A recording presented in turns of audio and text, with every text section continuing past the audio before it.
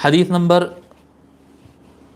354 354 عن عبد الله رضي الله عنه أن رسول الله صلى الله عليه وآله وسلم كان يعجبه أن يدعو ثلاثا.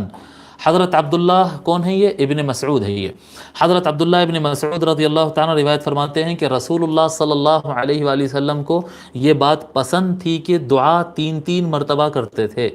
یعنی کوئی چیز اللہ تعالیٰ سے مانگتے تھے تو ایک ہی جملے کو، ایک ہی چیز جو مانگتے وہ 3 مرتبہ مانگتے تھے. 3 مرتبہ رب زدنی علما نافعا، رب زدنی علما نافعا، رب زدنی علما نافعا.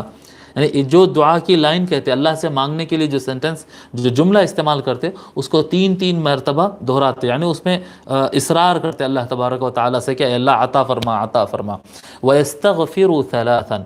حضور صلی اللہ علیہ وآلہ وسلم کو یہ بات پسند تھی کہ جب دعا کرتے تو دعا کے الفاظ 3 مرتبہ دہراتے، اور جب استغفار پڑھتے ہیں تو استغفار بھی 3 مرتبہ پڑھتے تھے.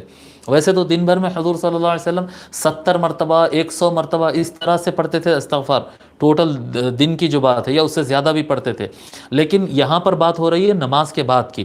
حضور صلی اللہ علیہ وسلم جب کبھی نماز کے بعد استغفار پڑھتے تو منیمم 3 ٹائم آپ دہراتے تھے، اور حضور صلی اللہ علیہ وسلم کو 3 مرتبہ دہرانا پسند تھا. اس کو امام ابو داود اور نسائی اور احمد بن حنبل نے روایت کیا ہے. فصل فی رفع الیدین فی الدعاء.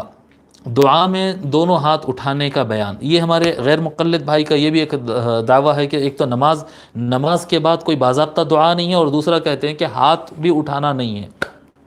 نماز کے بعد جو دعا کرتے ہیں تو نماز کے بعد دعا میں ہاتھ اٹھانے کی ضرورت نہیں، بس ایسے ہی دعا کرنا ہاتھ نیچے رکھ کر. تو اس سے متعلق یہ بیان ہے.